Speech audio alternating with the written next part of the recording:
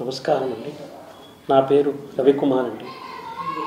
నేను పెద్దజీయర్ స్వామి మఠంలో కొంతకాలంగా గుమాస్తాగా పనిచేస్తున్నాను.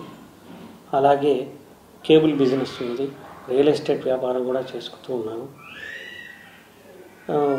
గత 2 సంవత్సరాల క్రితము ఏప్రిల్ 29వ తారీఖున 2023 ఆ రోజు పరకామణిలో ఒక తప్పు చేశాను. నేను ఆ తప్పుకు ప్రాయశ్చితంగా నేను మా కుటుంబము మహాపాపంగా భావించి నా ఆస్తిలో 90% స్వామివారికి ఇవ్వాలని అనుకున్నాము.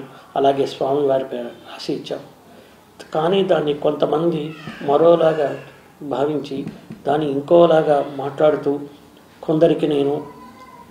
కొందరు ఒత్తిళ్లతో నేను చేశానని, కొందరికేవో నేను డబ్బులు ఇచ్చానని, ఆస్తి రూపంగా ఇచ్చానని ఏవేవో మాట్లాడుతున్నారు. అది కాకుండా నా ఆస్తి నేను స్వామివారికి ఇవ్వటానికి ఎవరికో ఎందుకు ఇస్తాను చెప్పండి. అది కాకుండా నన్ను కొంతమంది బ్లాక్మెయిల్ కూడా చేశారండి. ఆ బ్లాక్మెయిల్ చేశారు. వారి మీద కూడా కొంతమంది మీద కేసులు కూడా పెట్టడం జరిగిందండి. నా బాడీలో, నా అవయవంలో నేను కొన్ని శస్త్రచికిత్సలు చేసుకున్నానని ప్రైవేట్ పార్ట్లో దాని గురించి చాలా అసభ్యకరంగా మాట్లాడారు. ఇది గత 2.5 సంవత్సరాలుగా 3 సంవత్సరాలుగా నేను, నా కుటుంబ సభ్యులు, నా భార్య పిల్లలు మనోవేదన చెందుతూనే ఉన్నాం. ఈ రోజు వరకు కూడా మేము ఆ బాధ నుంచి కోలుకోలేకుండా ఉన్నాము. వాటి గురించి డిబేట్ పెట్టడం, మా గురించి అసభ్యంగా మాట్లాడడము మేము తీసుకోలేకపోతున్నామండి.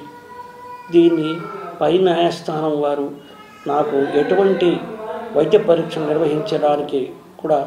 నిర్వహించినా కూడా నేను దానికి సహకరిస్తానని, దానికి నేను సిద్ధంగా ఉన్నాను.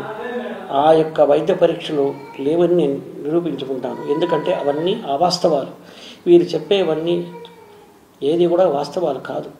దయచేసి అర్థం చేసుకోండి. నా మనోవేదన ఈ రోజుకి నేను, నా భార్యాపిల్లలు తలుచుకుంటే నేను ఎంత మహాపాపం చేశాను తలుచుకుని బాధపడి రోజు లేదు.